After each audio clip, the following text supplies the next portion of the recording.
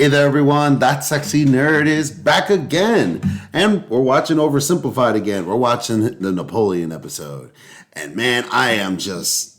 I have not seen this episode, so I'm just getting all the episodes that I have not seen out of the way. And man, it sucks that we gotta wait so long for this guy to come out with a new episode. But hey, they're usually really, really worth it, and I still believe he's gonna give us like the best show he possibly can. So even though I'm like, I wish he'd come up with a new episode, I get it. He wants to give the best content he could possibly do, and I respect that. But anyway, let's just get into the episode. I want to learn, since we've done extra history, this is actually inadvertently become Napoleon month. So I wish I had a theme. I wish Napoleon had a theme, but he apparently does not. So Napoleon month, everybody. Please smash that like button if you want to see more sexy yet nerdy content, and subscribe if you think I deserve it. And let's do this thing, y'all. Okay, Mrs. Bonaparte, this is it. One last push, and we're done. Oh, well, that Congratulations. It's a general. Oh, and here comes the rest of the army now. Did you just say the rest of the army?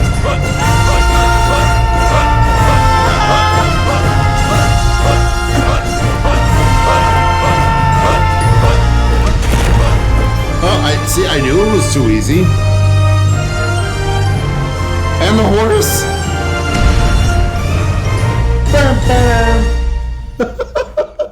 History is full of great conquerors, many with very impressive origin stories. For example, Alexander the Great was the son of a king. Julius Caesar came from an aristocratic family that descended from a goddess. Great conquerors don't usually come from relatively insignificant families living on impoverished islands. But as it just so happens, that is where our story begins. In the early 18th century, the island of Corsica was a part of the Republic of Genoa, until one day Corsica said, "Hey, we're declaring independence, and it's probably not worth your time to try and stop us." So Genoa said, "You're right, it isn't worth their time. Hey France, you want to buy this island?" And France said, "Sure thing." And thus... Okay, so you see, why it's somebody in the comments of my last video when I said that Napoleon was not is technically Italian because it was owned by the Republic of Genoa, and obviously people of nobility came from Genoa. So, I mean, this came from Italy or Genoa and that actually lived in the island. So how is Napoleon not really Italian? Right off the freaking coast of Italy? Corsica became France, just in time for Napoleon to be born French. Many Corsicans didn't appreciate their new conquerors, however, and from an early age... Okay, so that makes a little bit of sense then. All right. I'll accept that. Napoleon developed some fairly anti-French sentiments. Napoleon's dad, however, quickly embraced his new French overlords, which created some tension between dad and son. Ooh, look at me. I'm dad. I wear powdered wigs and silver-buckled shoes, and I'm a traitor to the Corsican people. Go to your room, Napoleon. No, you go to your room, Dad. Okay. On the other hand, Napoleon adored his mother, who was definitely the disciplinarian of the family. And even though she would punish Napoleon severely, he kind of respected that. But Napoleon's parents wanted the best for their family. And since they were a very minor nobility, they were able to have Napoleon sent off to the shining lights and rat-infested sewage puddles of the big city. Napoleon went to military school in France. Okay, Napoleon, why don't you introduce yourself to your new classmates? Well, I'm Napoleon, and I hate all of you. Your farts smell like cheese, you can't pronounce the letter R, all you do is go on strike, and you call eggs oofs like a bunch of big dumb idiot dingleberries. Okay. Thanks, Napoleon. I hope you like being bullied. And bullied, he was. They picked on him for his Corsican accent, his family's lack of wealth, and it probably didn't help that he also had a bit of a chip on his shoulder, but he could hold his own, and on an average day, might be found dishing out ratatouille sandwiches for breakfast. He spent much of his time alone, and he loved reading about the great conquerors of history. He learned about Julius Caesar, and he wondered if one day he too might have a pizza franchise named after him. He excelled at math and geography, and when he graduated at the age of 16, he was made second lieutenant in an artillery regiment. Now, second lieutenant might sound pretty sweet to a screw-up like you, But Napoleon had a little something called ambition. Well, I am a YouTuber. Stonks of it. And he wasn't content being just some junior officer. He wanted to rise the ranks. Unfortunately for him, that would be a little difficult. Well, Napoleon, I've reviewed your application. It's clear you're very skilled and would be a perfect fit for the promotion. And Simeon, you're just about the biggest idiot I've ever seen. Your test results suggest you have the mental aptitude of a senile earthworm, and in the part of the form where you list your experience, you seem to have drawn a picture of a gerbil giving birth to a shoe. But your dad is the Marquis de la Fayette, so you get the job. French society was just too closed off. Positions were handed out based on nobility, not talent.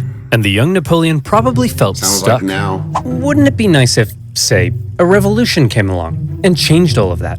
Well, what are the chances? The French Revolution is here. Bastille toppling, head chopping, king popping. The revolution promised to do away with the old social hierarchy and make everyone a little more equal. Napoleon may not have cared much for the violent mobs, but if it meant he could rise the ranks, he was in. He began fighting to defend the revolution. He put down a British-sponsored counter-revolution in Toulon and got promoted. He put down a royalist uprising in Paris and got promoted. And as his military prowess became more recognized, he was even given his very own army. It was astonishing progress for such a young man of humble origins, and Napoleon's wildest dreams were coming true. But Napoleon also believed he could increase his social status if he married an older rich lady. And so around this time, Napoleon went on the prowl. However, if some sources are to be believed, he was a verified creep. He reportedly had terrible luck with women, and most wanted nothing to do with him. Fortunately, he eventually met Josephine, an aging single mother who was deeply in debt and needed stability, so she agreed to marry him despite finding him intensely disgusting. Napoleon, you dirty dog, you've done it. Unbeknownst to Napoleon, however, Josephine had a bit of a promiscuous reputation. Hey Napoleon, I hear you're marrying Josephine. Boy, she sure is a great kisser. That's right. Hey, wait, what do you mean she's a great kisser? Hey Hugo, you hear Napoleon's marrying Josephine? Wow, she sure is a great kisser. Now hang on just a minute. Hey everyone, Napoleon's marrying Josephine. Oh yeah, she sure is a great kisser. She's real good at kissing. Wow, I'm pretty sure I kissed her just yesterday. Oh, for goodness sake, is there anyone here who hasn't kissed my wife? Yeah, you.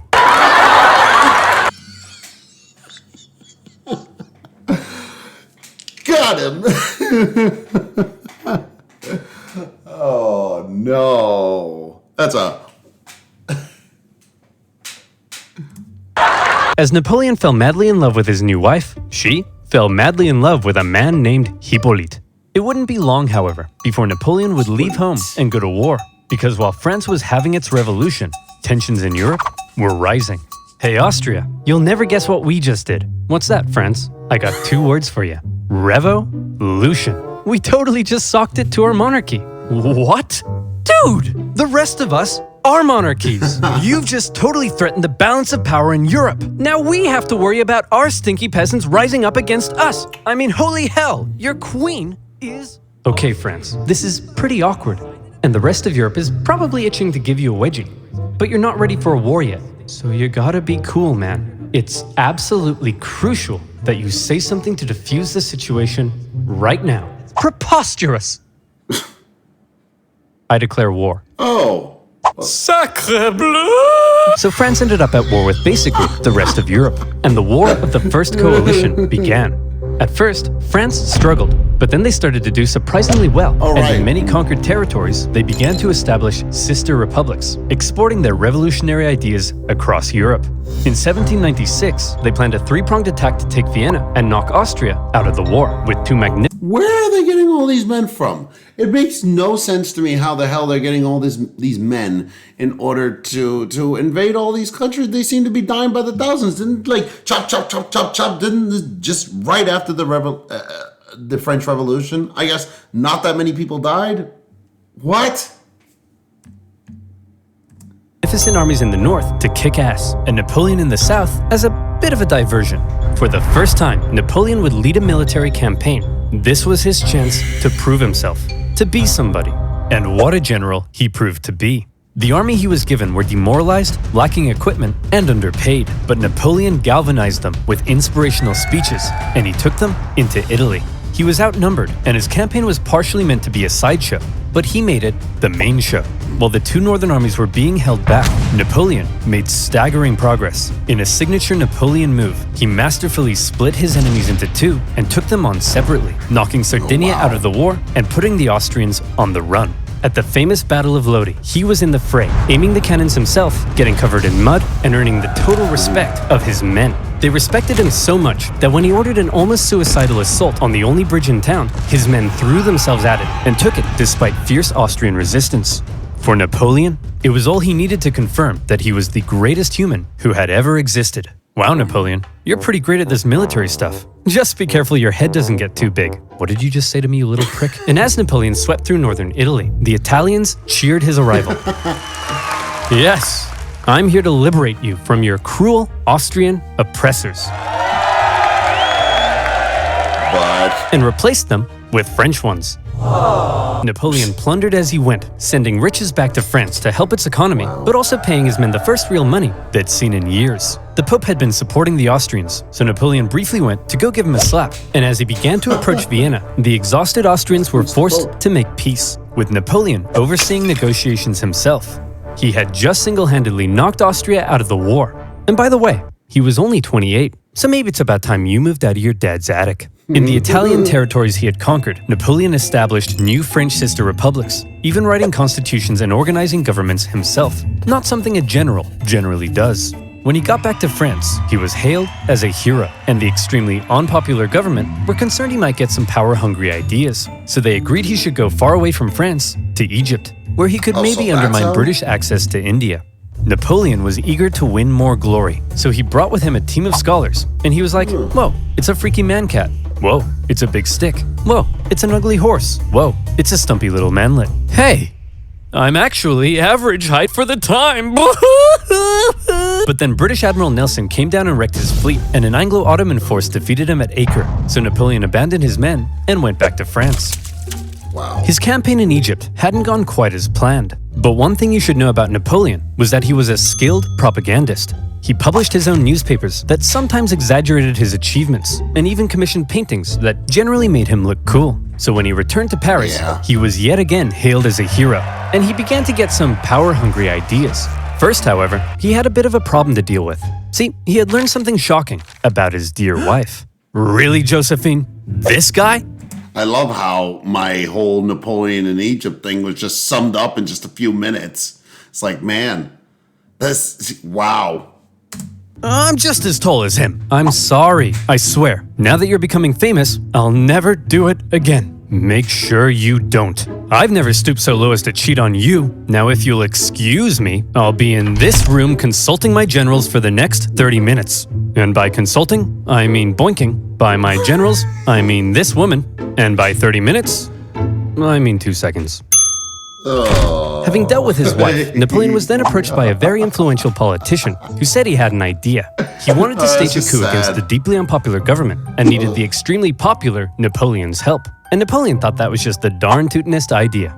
The plan was to trap the government and convince them to voluntarily give up their power. And here's how they did it. Hey guys, oh my gosh, quick! There's a dangerous Jacobin plot to overthrow you, which we definitely aren't just making up. Better get inside this cage so we can protect you. Okay. Gentlemen, we got him. In this case, the cage was an isolated palace outside of Paris, with no one around but Napoleon and his army. With the government inside, Napoleon then entered, and a pretty chaotic event ensued, during which the government didn't seem entirely sure what was going on, Napoleon's men didn't seem entirely sure what was going on, and Napoleon himself didn't seem entirely sure what was going on. But thankfully, Napoleon's brother Lucien, president of the lower house, managed to regain control, and the remaining councilmen were intimidated into creating a new constitution. And thus, a new government was formed, this time with 3 consuls in charge. But after Napoleon did some rewriting, in the end, there was really only one man in charge, the first consul, him. And over the next few years, he worked to consolidate even more power, and essentially became a dictator in total control of France. And by the way, he was only 30, so maybe it's about time you washed your disgusting bedsheets. France was now ruled by possibly the greatest military leader of the time. Possibly the greatest? Or definitely? Well, now is his chance to prove it. See, back when Napoleon was still in Egypt, being Indiana Jones. Back home, France was in France, being France.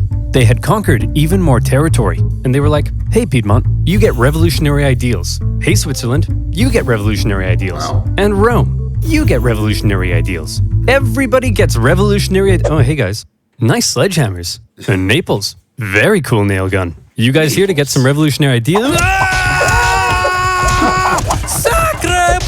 As France was still spreading the revolution, and with Napoleon busy in Egypt, the European powers felt the time was right for round 2, and the War of the Second Coalition began. And this time, their big bad boy buddy Russia was here to bang some French boys back to Bordeaux. And bang them, they did. France got blasted.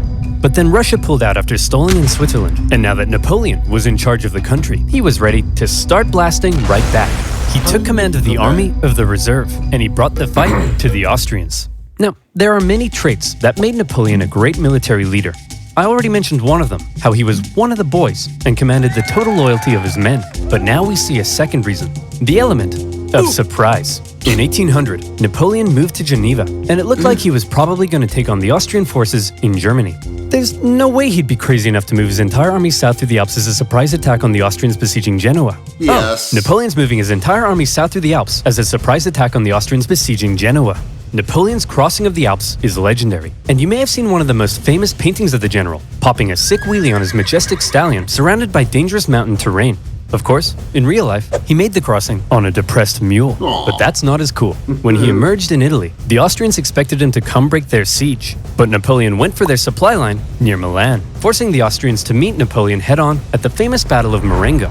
The Austrians initially clobbered the outnumbered French, and they were like, hooray, we won. But then a few hours later, Napoleon showed up again with an even bigger army, and he clobbered them right back. Holy cow, this tiny little fun-sized French guy is running rings around us. Hey! I'm average height for the time, you jerk! Then, after General Moreau's victory at Hohenlinden, Vienna was exposed, and the Austrians again sued for peace. Just like the War of the First Coalition, the Second Coalition ended in another French victory. But in many ways, they both felt more like Napoleon victories. Only the UK remained at war with Napoleon, and they were using their powerful navy to blockade French ports and were even seizing the cargoes of neutral ships. Obviously, everyone else got pretty pissed off that the British were interfering with their trade, so in response, they formed a league, and they embargoed the UK right back. Neutral countries protecting their own interests? That's offensive. So Britain went to Copenhagen and blew a bunch of stuff up, and the league disbanded. But because the UK's economy was pretty bust, they decided to sign a treaty with France in 1802. For the first time in a long time, Europe was at peace. Congratulations, sire, you've achieved peace. Yes, Pierre, but not for long. I still don't trust those dirty Brits. Did you hear they've been calling me the Bony Man? What does that even mean? Keep an eye on them, would you? I can't, sire. Why not? Because they use NordVPN. Damn it! I knew it! How would you like to spend crossing the Alps, defeating the Austrians, and Europe at peace? What a meteoric rise it had been for the young Corsican. He had just taken charge of a nation that appeared to be losing a war and turned it all around, securing French gains in Europe. But there was now a big question. You see, throughout the chaotic French Revolution, French governments had struggled to keep the economy afloat. They often didn't have a whole lot of support, and they frequently came and went. Would Napoleon finally be the man who could stick around? Military victories were one thing, but could the general also govern? Spoiler alert. Yes. The economy's crumbling? Well, then why don't you have yourself a new national bank, currency reform, and improve taxation and welfare systems? The legal system is an incoherent mess? Well, then why don't we nicely wrap all those civil laws up What the hell is Germanic law in there? What? Roman law? into one new centralized legal code? Corrupt government officials? Napoleonic Throw them in code. the trash. Bad infrastructure? Throw it in the trash. Women's rights? Throw them in the trash. Wait. Really? Well, yeah, unfortunately, while Napoleon was building on the equality of the revolution, he also largely scaled back rights for certain groups, and husbands had full legal control over their wives. Really? But come on, ladies, maybe let men have a slice of the pie for once, okay? Napoleon further reformed education, ensuring a system based on individual ability, meaning now Simeon had to compete with everyone else, and Napoleon could get the cream of the crop to help him run the republic. But he wasn't just building on the ideas of the revolution. The revolution had led to a lot of chaos, and Napoleon needed stability. So he rolled back a couple things, most notably with religion.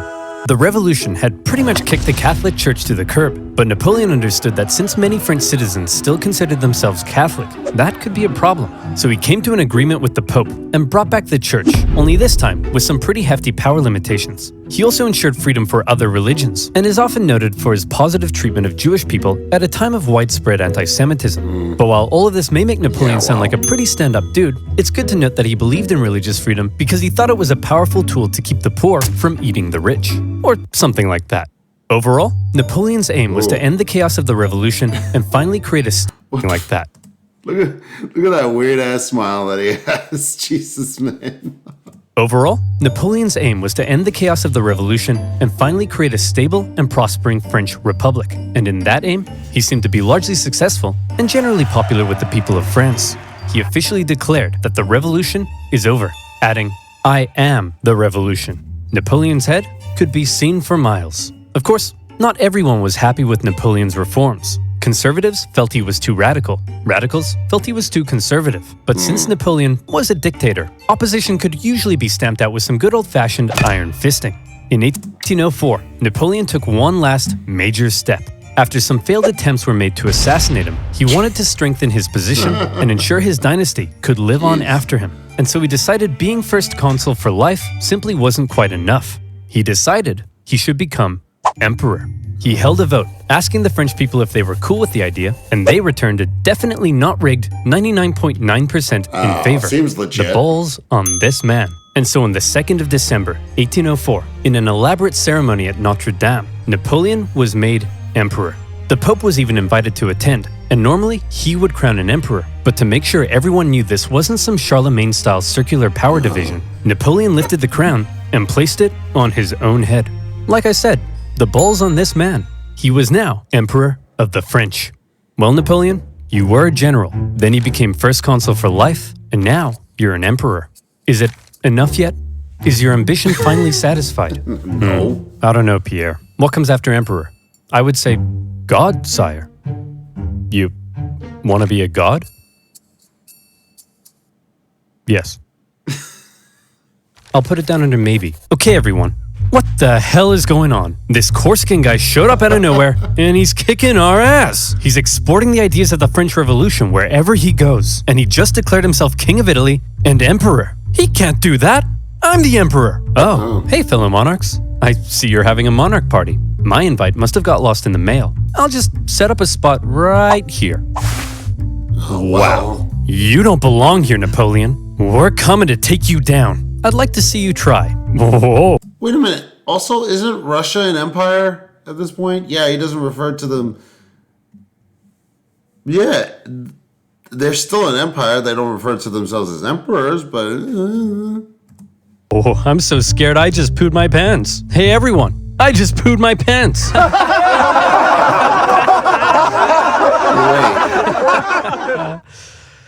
No, but I did just poo my pants. Before Napoleon had even declared himself emperor, the British had already redeclared war on France because both sides had been violating their previous treaty. Napoleon immediately occupied Hanover and then began making plans for a great British invasion, partially paid for by selling a huge chunk of land to the United States. Napoleon gathered his army along the English Channel. But here was the problem. While Napoleon's powerful army would almost certainly obliterate the British on land, there was very little chance he'd actually make it across the Channel, because Britannia ruled the waves. This power dynamic would keep the two traditional enemies from engaging in much real direct combat throughout the Napoleonic Wars. However, the British had something else up their sleeve: copious amounts of money. They were willing to throw cash at anyone who would go to war against Napoleon, and there were plenty of takers: Austria, Russia, Naples, and Sweden, hoping to put Napoleon's France back in its place, formed a third coalition against France. The coalition forces probably thought that this time they stood a chance. They weren't prepared for the total humiliation they were about to suffer. The War of the Third Coalition was Napoleon at his best. We've already learned two ways in which Napoleon was a great military commander, but here comes one of the biggest reasons: speed. He had reorganized his army into corps, which were themselves basically small armies. Each had their own infantry, cavalry, and artillery, and as a result, was able to act more independently. They spread out through the countryside, and by living off the land rather than relying on heavy supply trains, they were able to move extremely quickly. Napoleon would traverse massive distances, outmaneuver his enemies, isolate them, and then move in for the kill before they even knew what was going on. Lightning warfare leading to total destruction. Would you like to see him do it? Here we go. Part of the coalition's plan was for the Russians to meet up with the Austrians and take on Napoleon together. Combined, they could turn the tide against him, so Napoleon needed to stop them from ever meeting. But he's all the way over in Boulogne. No problem. In a matter of weeks, Napoleon marched 200,000 men, in secret, encircling Austrian General Mack and capturing his entire army. A devastating blow. Napoleon later remarked, "I have destroyed the Austrian army by simply marching." Next, he turned to face the approaching Russians. Okay, it looks like the French are coming for us, but check this out. I've got an amazing idea.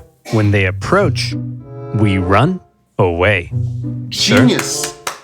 You're a genius. The Russians began to retreat with Napoleon giving chase, and since his tactics relied on quick victories, this could be a problem, especially because the longer the war went on, the more likely it looked other countries may join the coalition against him.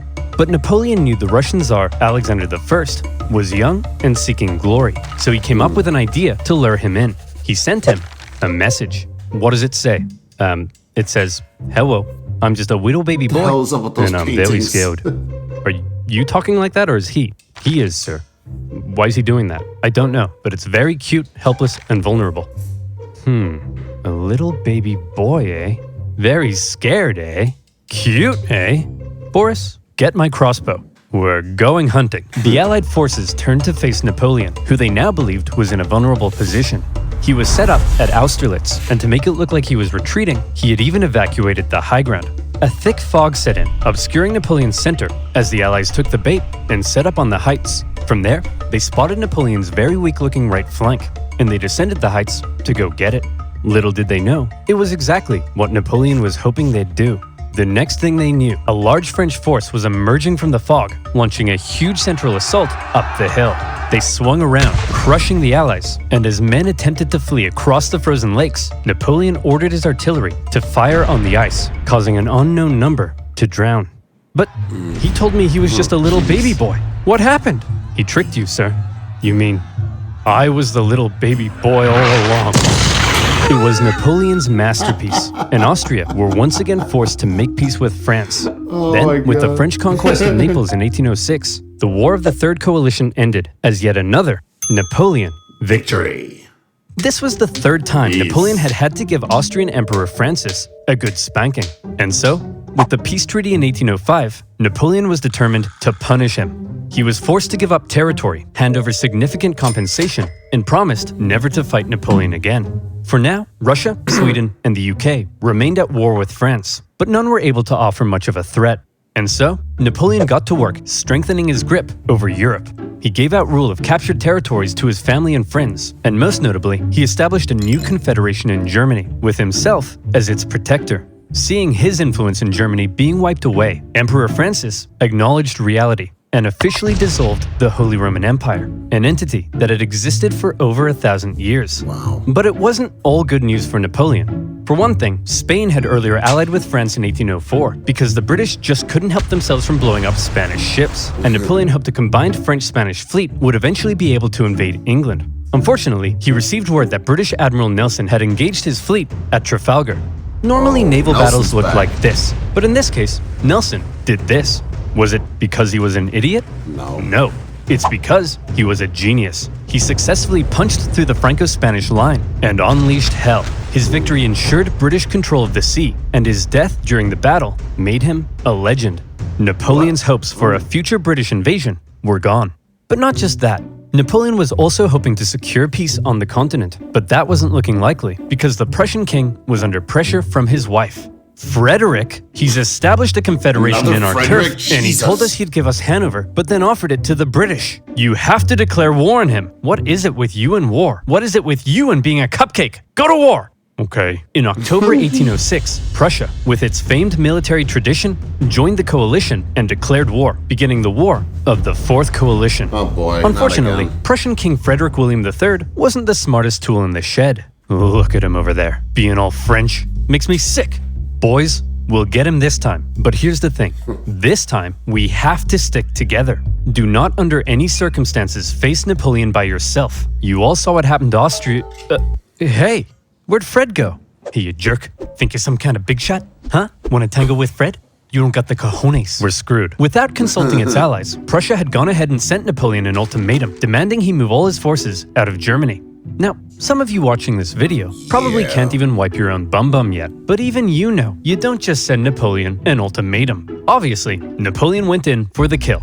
Prussia's army was quite outdated, so when they met Napoleon at the twin battles of Jena and Auerstedt, it wasn't even close. Even Marshal Davout's heavily outnumbered corps at Auerstedt sent the Prussians running, and Napoleon carried out a ruthless pursuit of his fleeing enemy, taking Berlin and within a single month decimating the Prussian forces. Frederick William and the remnants of his army moved to the east.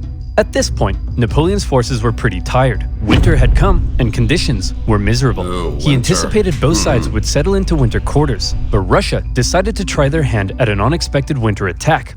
A series of brutal battles followed that took a heavy toll on both sides, including the vicious Battle of Eylau, fought in blizzard conditions. Men froze to death, and many deserted. The Russian artillery tore the French to shreds, and Napoleon himself was momentarily under risk of being captured. In the end, the French army was saved thanks to a legendary cavalry charge by Napoleon's flamboyant cavalry commander, Murat. After the horror inflicted on both sides, they decided it might be a good idea not to do any more fighting until after winter. Then, after winter came, and the fighting continued. The Russians were pushed back to Friedland, where Russian General Bennigsen made a bit of a blunder by positioning himself with the Aller River to his back. The French artillery were able to pin the Russians between the river and their concentrated gunfire, a major element in Napoleon's fighting style, and many Russians drowned as they tried to escape. Again? War of the Fourth Coalition. Victory, Napoleon. Oh boy. After the Third and Fourth Coalition Wars, Napoleon had decisively defeated all three of his main rivals on the continent, and he was now undoubtedly the master of Europe. After the Battle of Friedland, his enemies sued for peace, and they all met on a raft on a river for negotiations. They had been fighting for the past 4 years, but now Napoleon and Alexander surprisingly got along like a house on fire. They laughed together, they chatted long into the night.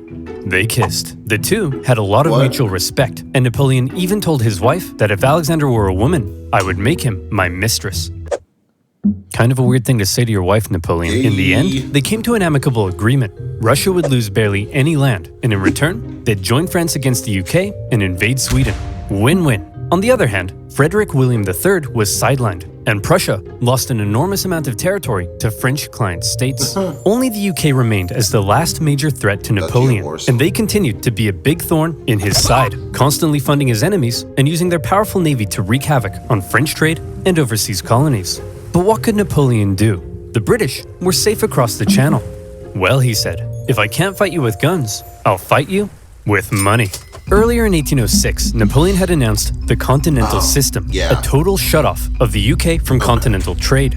No one in Europe was to trade with Britain, and Napoleon hoped that by hitting their economy, he could force them to negotiate. The British economy did take a hit, and they responded in their typical fashion, by going to Copenhagen and blowing a bunch of stuff up.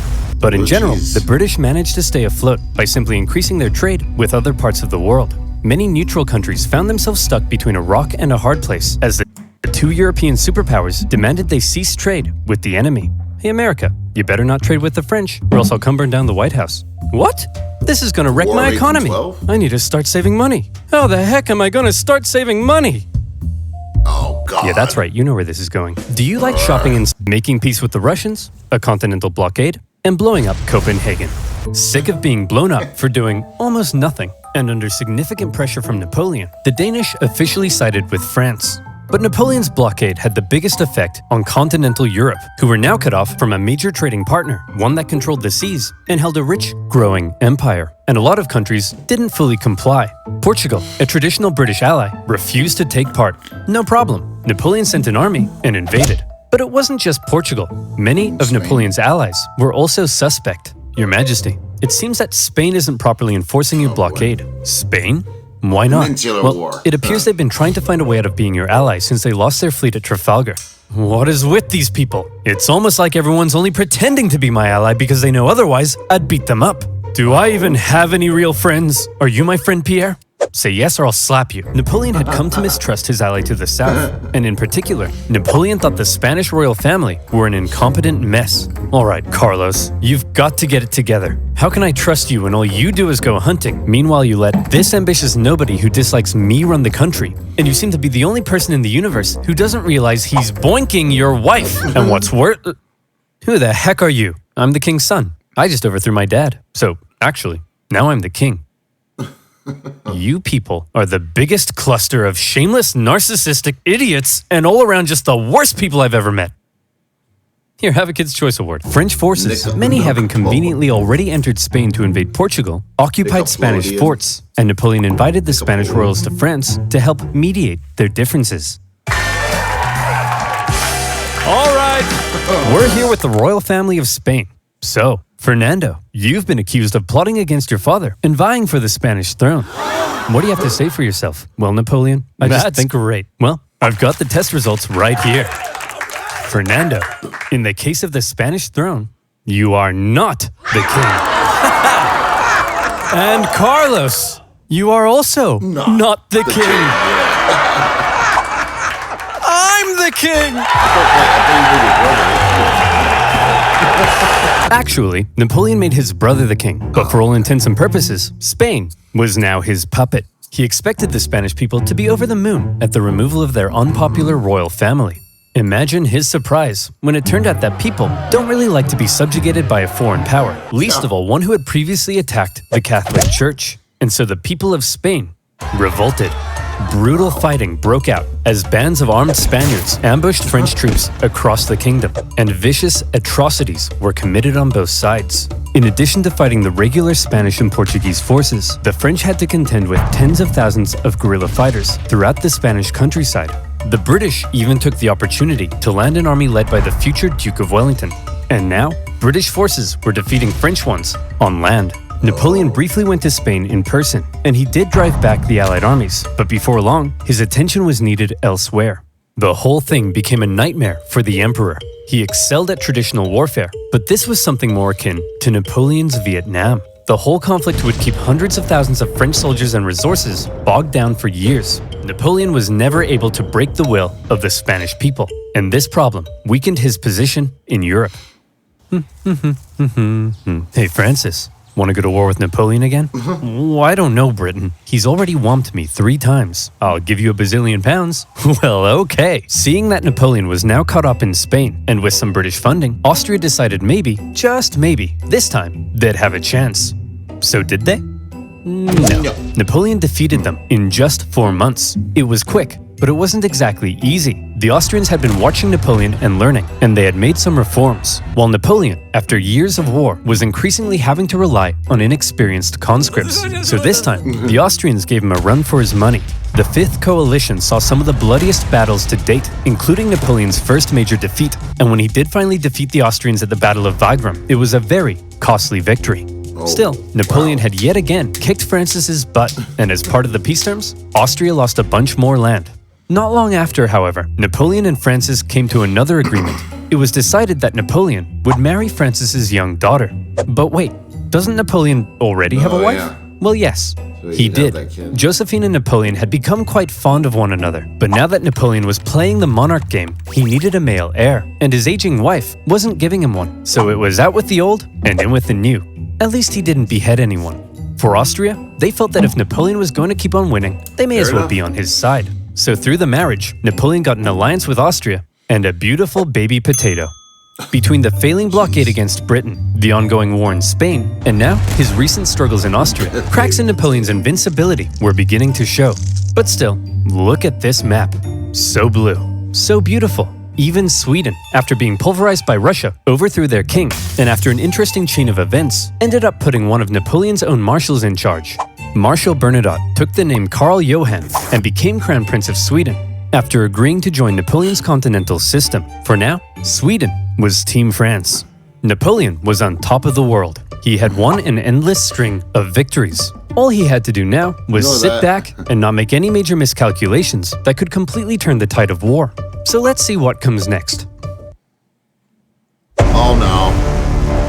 France's alliance with Russia was a terrifying prospect. Together, the two could have been unstoppable, but unfortunately, the alliance didn't last. The Russians felt they weren't getting a fair deal. Napoleon's Duchy of Warsaw right on their doorstep was a bit of an insult, and then their economy began to tank because of Napoleon's British blockade. And eventually, they began to open up trade. Your Majesty, it seems Alexander is no longer abiding by the continental system and has begun trading with the British. Alexander? But he kissed me. He kissed you? You wouldn't get it, Pierre. No one would ever kiss you. The security of Napoleon's empire depended on removing the British threat, and he wasn't happy with Russia's backdoor shenanigans. And so in 1812, Napoleon decided to go to war. He gathered together the most massive army Europe had ever seen, made up of troops from every corner of his empire, and he prepared to invade. Okay, it looks like Napoleon's coming for us. Generals, I need ideas. We could stand and fight. No, that's stupid. You're stupid. We could run away. You're a star. You'll remember Napoleon's tactics relied on astonishing speed to outmaneuver his enemy and force a quick, decisive battle. Well, I've got 2 words for you. Scorched earth. If his opponent retreated while scorching the earth, his men couldn't live off the land. And if his men couldn't live off the land, he needed his supply trains. And if he needed his supply trains, he couldn't move quickly. And if he couldn't move quickly, he couldn't outmaneuver his enemy. And if he couldn't outmaneuver his enemy, I think you get the point. Napoleon launched his invasion and hoped for a quick battle, but all he could do was try to catch the retreating Russians while moving deeper and deeper into hostile territory. As he went, the horribly hot summer devastated his army. His men died of heat, exhaustion, and disease. Supplies began to run out, and his men began to starve. Many deserted, and still the Russians continued to retreat. Numerous times Napoleon considered turning back, but that little voice in his head kept on telling him, keep going, just a little further. And don't worry, you're definitely average height for the time. He nearly caught the Russians at Smolensk, but it was his birthday, so he had a party instead. When he finally reached Moscow, he predicted the Russians wouldn't be willing to give up such a historic and holy city without a fight. And he was right. The Russians finally turned to face him for the single deadliest day of the Napoleonic Wars, the Battle of Borodino. The Russians fought valiantly, and as he got older, Napoleon's battle tactics seemed to become a little less refined and a little more run straight at the enemy, try not to die.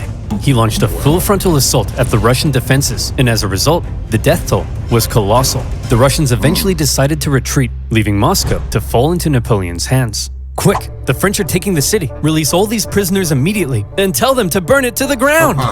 Well, Jimmy the arsonist, you are not going to believe your luck. Moscow went up in flames, and as Napoleon entered, it became very clear his army wouldn't be able to stay there very long.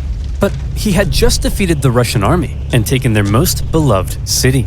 In his mind, he had won. So he sent Tsar Alexander in St. Petersburg a letter. Your Imperial Majesty, Napoleon requests your surrender. How shall I respond? You shan't, Dmitri. Ever? Ever. But, Your Majesty, it will be winter soon. The French forces are stuck 500 miles into Russian territory with dwindling supplies. If we don't say anything, well, then they'll all die. Oh! After waiting for a response for about a month, the first snow of winter began to fall, and Napoleon sensed the catastrophe that was about to unfold. He decided their only choice now was to get out. And that's when it happened. It got cold. Stupid cold. His glorious invasion had just become a race for survival. As the Russians realized the French were fleeing for their lives, they began to close in on their supply line. Men froze to death, their horses as well. There was starvation and disease. The injured and dying could only be left by the side of the road, as it was too slow to try to carry them. And all along the way, the dreaded Russian Cossacks stalked the bleeding French army, and every now and then swept in for a quick attack. Napoleon, fearing capture, kept a vial of poison around his neck. At one point, the Russian armies nearly trapped him against the Berezina River, but a little Napoleon cleverness gave him the old Geoffrey juke, tricking them into thinking he was going south and then escaping across rapidly built pontoon bridges to the north. When the Russians realized where he was and began to close in, the French burned the bridges before everyone could cross. Hundreds drowned, and thousands were captured. At this point, Napoleon got wind of plots against him forming in Paris, so he abandoned his men and went back to France. The remaining French stragglers made it across the border. It's been estimated over 600,000 men went into Russia. Less than 100,000 returned. Napoleon was now in a very precarious situation. His army had just been obliterated, and the other European leaders smelled blood. Here was an opportunity to take advantage of a weakened Napoleon Other European leaders smelled blood. Here was an opportunity to take advantage of a weakened Napoleon, regain territory and influence, and liberate Europe from his dirty French paws. And so, they began to turn. Prussia soon broke their alliance and switched sides, while Austria declared neutrality. Even Sweden, led by one of Napoleon's old marshals, joined the Allies, partly due to Napoleon's earlier invasion of Swedish Pomerania. The War of the Sixth Coalition had begun. The coalition forces had been reforming their armies, and they were now much better. And the UK had also significantly amped up its financial aid to its continental allies. Their armies quickly advanced through Poland and into Germany. In Paris, Napoleon was understandably freaking out. He needed to put together a new army fast, and he called up over 100,000 new conscripts, mostly teenagers. He also put his factories into overdrive, and he was like, "You, make more rifles. You, build new cannons. You, make more horses." "I don't make horses." Then who makes horses? "Horses make horses." Explain how! "Well, when a daddy horse and a mommy horse love each other very much." Yes, go on! "Well, then the daddy horse..." "I'm sorry, Napoleon. You're 43. I thought you'd know this stuff." Don't touch me! I'm gonna be sick. As it turned out, Napoleon's lack of horses would take the biggest toll on his army, since his tactics relied on speed, maneuverability, and destruction. When he took the fight to the Allies in 1813, he did defeat them and sent them running. But lacking cavalry, he was unable to effectively pursue and destroy. He needed horses. For the Allies, being defeated in battle by a man whose army was now full of inexperienced conscripts was concerning. So both sides were like, hold up, time out.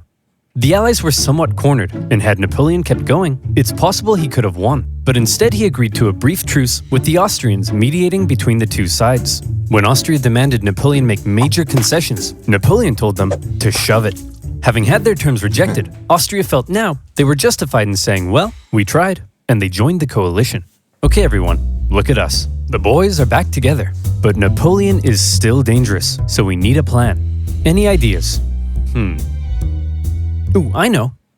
No, forget it. That's stupid. Is it run away again? No. I've got it! When he approaches, we run away. Genius. He's a genius. The plan was as follows. Wherever Napoleon advanced, whoever he advanced on would avoid battle, allowing the others to sweep in from the sides and attack the French marshals guarding his flanks. Essentially, the plan was, don't try to fight Napoleon. And this plan worked tremendously. The Allies scored a number of victories that saw Napoleon move back to the city of Leipzig, where he would make one last major stand as the Allied armies converged in on him from all sides. The stage was set for the biggest and bloodiest battle of the Napoleonic Wars, the Battle of Leipzig. Almost 500,000 troops from over a dozen nations stretched across the battlefield. The French found themselves fighting on all sides for 4 days against the Austrians, Prussians, Swedes, and Russians. It's no wonder this battle is also sometimes referred to as the Battle of the Nations. The French fought ferociously, but ultimately were no match for the coordinated efforts of the coalition. At one point, in the midst of battle, Saxon troops allied with the French had a team huddle and were like, hey guys, I'm pretty sure the French are losing. Let's switch sides. And so they did. When it became clear that Napoleon couldn't win, he ordered a retreat across the only bridge over the river. The Allies swarmed into the city, and desperate fighting raged in the streets. Okay, Corporal, after everyone has crossed the river, I need you to blow up the bridge. Okay? Not before everyone's crossed, after. You got that? Yes, Colonel, I'm not 5. I can comprehend time. Good. Wait, did he say before or after? Well, fortune favors the bold. The bridge was blown early, and 30,000 French troops were stranded and captured. A disaster. And with that, the dominoes were beginning to come crashing down on Napoleon. In the south, I keep asking, where the heck do they keep getting all these men to fight? Because it just seems that Napoleon just went through like a hell of a lot of people, and then now he has a still standing army. How the hell big is France? Again, how many people were lost? That's crazy. An army under the British Duke of Wellington had been pushing the French out of Spain for the past few years, and were now crossing into France. Austrian armies had pushed into Italy, while Napoleon's old flamboyant cavalry commander, Murat, who Napoleon had made king of Naples, decided to switch sides. German states, many resentful after years under Napoleon's thumb, turned against him, and the Confederation of the Rhine collapsed. Bernadotte invaded Denmark, and they were forced to join the coalition, while the Netherlands were liberated. You'd think Napoleon might have seen the writing on the wall, but he was Napoleon, and so instead, he prepared to keep fighting. As attitudes in Paris were already beginning to turn against him, he called up more conscripts to defend the exhausted nation. As for the Allies, they weren't sure exactly what they were aiming for here. A few peace offers were floated that may have let Napoleon keep his position, but the British kept throwing around even more money, and eventually, they all agreed that the ultimate aim was the deposition of Napoleon entirely. And so, Napoleon embarked on one of his most famous campaigns to defend the homeland. He was completely outnumbered, but the Allied armies had split up and spread out. His army was so small that he could move at lightning speed, and he used this to his advantage. In the famous 6 Days campaign against Prussian General Blücher, he attacked from all directions and defeated Blücher's forces 4 times, only suffering a tenth of the casualties he inflicted. Even with his back completely to the wall, Napoleon was still Napoleon. Then he turned south to take on Schwarzenberg's army of Bohemia and enjoyed even more victories. However, Napoleon's problem was that he couldn't be everywhere at once, and wherever he wasn't, the Allies continued to push towards Paris. He made one last-ditch attempt at moving in behind the enemy lines and cutting off their communications, but Paris was in disarray, and the people were sick of war. One ambitious and slightly treacherous politician sent the Allied armies a letter basically saying, "Hey guys, come on in." And so, they did. The city's defenders surrendered, and as the Allied leaders entered Paris, the people cheered them as bringers of peace. Paris had fallen. Quick, marshals, gather your men. We're gonna launch an assault on Paris. Where are my marshals? They all left and told me to give you this note. Napoleon's marshals had realized what he hadn't. It was over, and they insisted all that was left now, for the good of France, was for him to abdicate. And without the support of his army, Napoleon had no choice. He hoped his son could take his place, but it was decided instead to restore the old Bourbon monarchy. Old King Louis XVI's brother would become the King of France. It was almost like the French Revolution had never even happened. But what will we do with Napoleon? We can't have a hyperactive 44-year-old menace running around reigniting revolutionary ideals and plotting his return. Well, why don't we send him, I don't know, there. The location chosen for Napoleon's exile was the small island of Elba, just off the coast of Italy. Napoleon was to rule over the island, and even got to keep the title Emperor of Elba. The Allies must have been in stitches when they came up with that. When he learned what his fate was to be, he drank the poison he had been keeping around his neck. But it had gone out of date, so instead of a quick and painless death, he got a painful stummy-wummy instead. Before he left France, he addressed his oldest and closest guard one last time, making an emotional speech that ended with him kissing their flag. And off he went to exile. The deal that was given to him was actually quite generous. His family were given titles, he was to receive a state pension from France, and he was able to receive many distinguished visitors, all eager to come and meet the famed emperor. And he ruled over Elba well, improving infrastructure and introducing many legal and social reforms aimed at improving life on the island. Hey Napoleon, just coming in to check on how it's all going. Holy smokes! But it wasn't all good. For one thing, he learned of the death of his first wife Josephine and was deeply saddened. He was forbidden from seeing his son and current wife, and in Austria, Emperor Francis had ordered a local count to seduce her, so she would forget about Napoleon. Then, the new King Louis XVIII refused to give Napoleon his agreed pension. He was under constant threat of assassination, and there were even rumors that the Allies were thinking of relocating him somewhere even more remote. But the biggest problem was that Napoleon was once the master of Europe. He had lived a thrilling life of adventure, fame, and glory. Now, he found himself on a tiny island in the Mediterranean, and he was bored. Wouldn't it be nice if he could somehow return to France and reclaim his throne? Hey Napoleon, want to go back to France and reclaim your throne? I would, Pierre. But how? Well, I was thinking we could just take this boat. Will that work? Surprisingly, yes. Pierre, remember when I told you no one would ever kiss you? Yes, sire. Well, pucker up, boyo.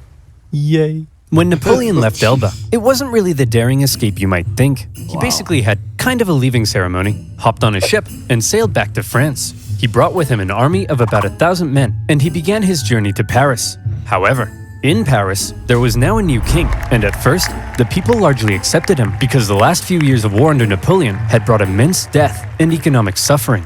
That's right, the king is back, baby. Divine right to rule. Don't worry, everyone. I know the economy is kaput, but I and my courtiers will withdraw into this palace and we will definitely work as hard as we can to fix everything.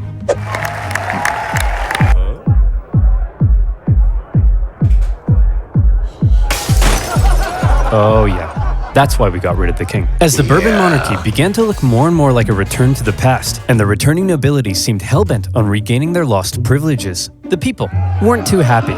And so, Napoleon hoped that his glorious return would be met with jubilation. In the end, the reaction was a little mixed, but many were happy to see their old emperor. Your Majesty, it seems that Napoleon is back and marching this way with 1,000 men. That guy? No problem. I have hundreds of thousands of men. Send them to arrest him. Your Majesty, it seems the thousands of men we sent to arrest Napoleon have all joined his side. Well, I'm off to Belgium. If you ever need a king again, be sure to let me know.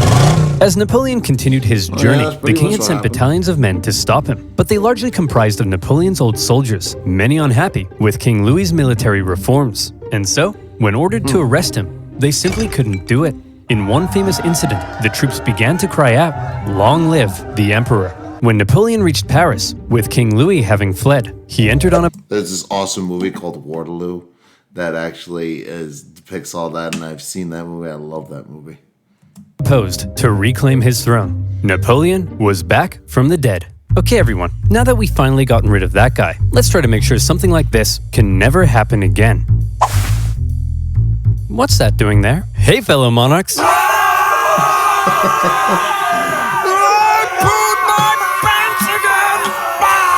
This time, Napoleon promised he would be a mucho good boy and not start any wars. But the Allied leaders were having none of it. They declared Napoleon an outlaw and the illegitimate ruler of France. Then, they declared war. Not on France, but on Napoleon himself. And when you have multiple empires declaring war on you as an individual, that's how you know you're a very naughty boy. The Allied powers began making plans to combine their forces and once again invade France. The most immediate threat to Napoleon were the British and Prussians hanging out in nearby Belgium. If Napoleon could knock them out quickly, maybe he could force the Allies to negotiate, and maybe he could hold on to his power.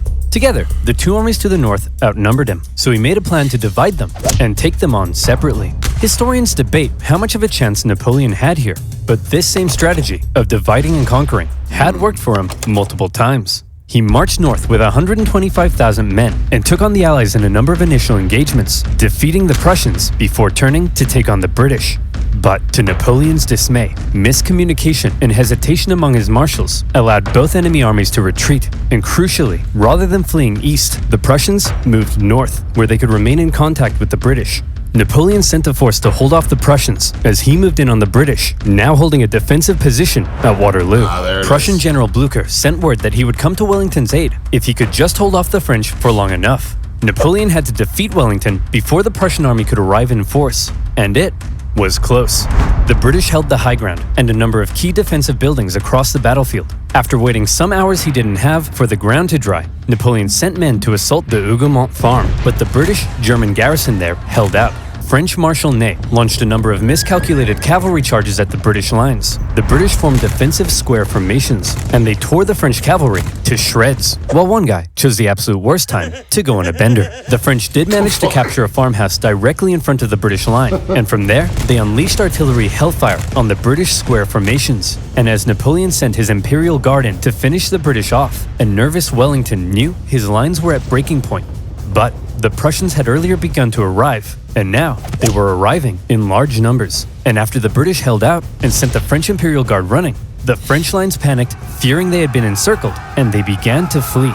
The Battle of Waterloo was an Allied victory. And with that, Napoleon's hopes of returning to glory were vanquished. He knew he was defeated. He went to the British and said, "Can I please have a house near London?" And the British replied, "No." Instead, to make sure Napoleon was put away once and for all, they sent him to one of the most isolated and remote places they could think of, a tiny island in the Atlantic Ocean, St. Helena. Here, a deeply isolated and depressed Emperor Napoleon would live the remaining years of his life. His house was a wooden bungalow, not exactly on par with the Tuileries Palace. Much to his frustration, his captors referred to him as General, rather than calling him Emperor. His mail was censored, his visitors were vetted. There was almost no way he could escape such an isolated island. But just to be sure, he was guarded by 2,000 British soldiers and 2 ships that circled the island 24 hours a day. He had once been the most powerful man alive, and images of the victorious Napoleon depict a strong leader, hand firmly in jacket.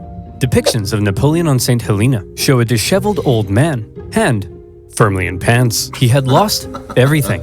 And by the way, he was only 46, so maybe it's about time you know what? You're doing all right, kid. Napoleon fought one last battle while on the island. The battle for his reputation. He spent hours writing his memoirs, espousing his achievements, recording his greatness, and turning himself and his story into a phenomenal legend. And in this battle, he certainly succeeded. His mark on history cannot be denied. After his defeat, the European monarchs had got to work restoring Europe to its traditional balance and reasserting their dominance. But after Napoleon had spread the influence of the French Revolution, these returning monarchs would have a difficult time regaining their absolute control. France returned to the rule of the Bourbons, but it would go on to stage another revolution, and then another one. Reaction to Napoleon's rule in places like Germany and Italy propelled forward the ideas and feelings of modern unity and nationalism, and his Napoleonic Code still remains the basis of law in various modern countries. The modern world owes a lot to Napoleon's legacy. He remains statistically possibly the greatest military general in history, and his revolutionary military tactics changed the face of warfare.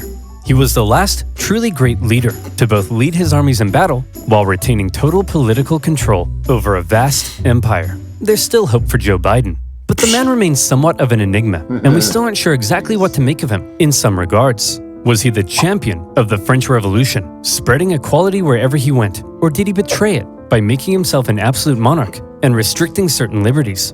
Was he an ambitious and aggressive conqueror, hell-bent on bringing Europe to its knees? Or was he simply defending himself against an aggressive Europe, hell-bent on reducing his power? Some things will continue to be debated. Napoleon died at the age of 51, officially of stomach cancer, but some believe he may have been poisoned. The British buried him in a tin coffin inside a mahogany coffin, inside a lead coffin, inside another mahogany coffin. I guess this time, they wanted to make sure he stayed where they put him. In 1840, his remains were moved to Paris, where they now rest under the dome of Les Invalides. The man from humble origins, with huge ambition, ruthless determination, immaculate skill on the battlefield, and a hefty dose of luck, who was determined to make his mark on history, did just that. There is no immortality, he said, but the memory that is left in the minds of men. And in that sense, Napoleon knew he would live on forever. Oh, and to reiterate, he was definitely average height for the time. There you go.